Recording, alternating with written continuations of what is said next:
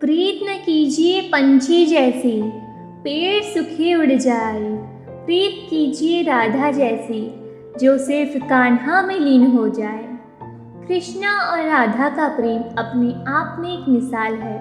आज भी लोग प्रेमियों के निस्वार्थ प्रेम करता देख कहते हैं कि ये दोनों बिल्कुल राधा कृष्णा जैसे हैं। राधा कृष्णा की प्रेम कहानी किससे छुपी नहीं है। उनके अमर प्रेम का उदाहरण आज भी लोग देते हैं।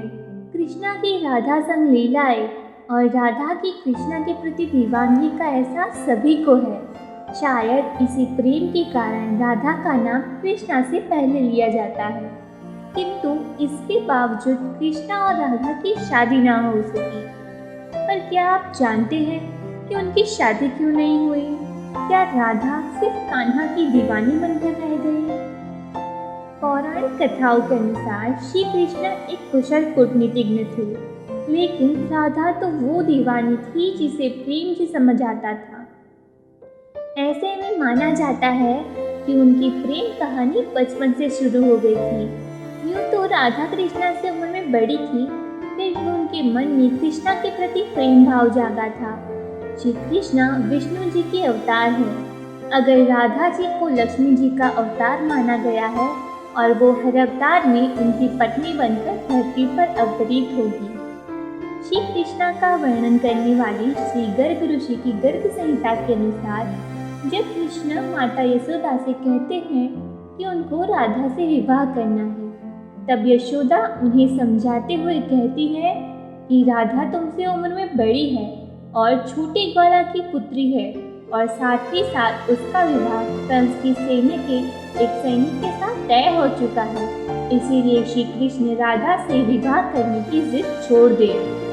माता यशोदा के समझाने पर भी जब श्री कृष्ण जिद करते हैं तो वे अपनी चिंता जाके नंद बाबा को जताती है। नंद अपने पुत्र को लेकर संदीपनी और गर्ग ऋषि के आश्रम जाते हैं, जहाँ संदीपनी ऋषि श्री कृष्ण को समझाते हैं कि उनका जन्म धर्म की रक्षा हेतु हुआ है, तो वे अपने लक्ष्य से ना भटके। अपने गुरु की बात सुनकर कृष्ण विनम्रता से कहते हैं कि उनका मन गांव, ग्वालों और जंगलों में ही लगता है, वो वहीं रहना चाहते हैं। तब गर्ग ऋषि को लगता है कि समय आ गया है कि श्री कृष्ण को उनके जन्म की सच्चाई बताई जाए।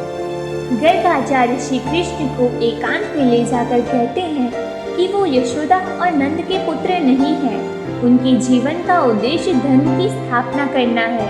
साथ ही साथ नारद मुनि की भविष्यवाणी के अनुसार उस महामानव के आने की जन्म तारीख और समय तय है और वो श्री कृष्ण के सारे गुण से मेल खाते हैं।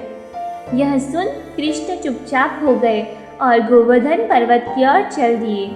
पर्वत की सबसे ऊंची चोटी पर पहुंचकर वो आकाश में डूबते सूर्य की ओर देखते रहे काफी घंटों तक।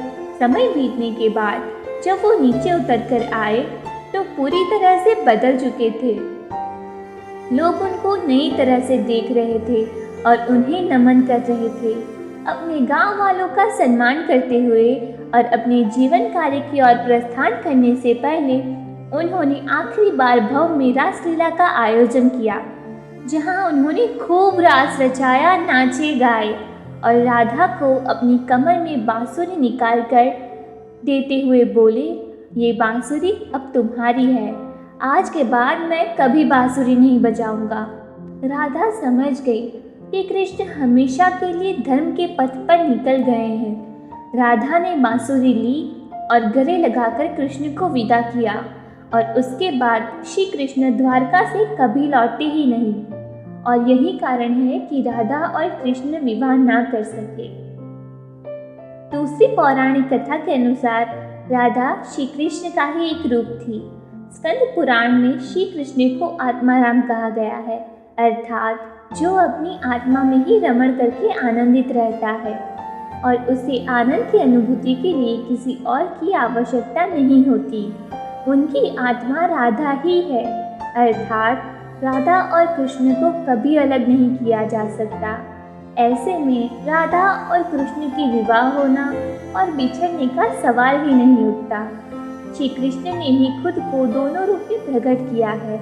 और राधा श्री कृष्ण का मनोरम स्वरूप थी। इसीलिए कहा जाता है कि विवाह तो दो आत्माओं का मिलन है। अब श्री कृष्ण और राधे तो एक ही आत्मा थे, तो उनका विवाह कैसे हो सकता।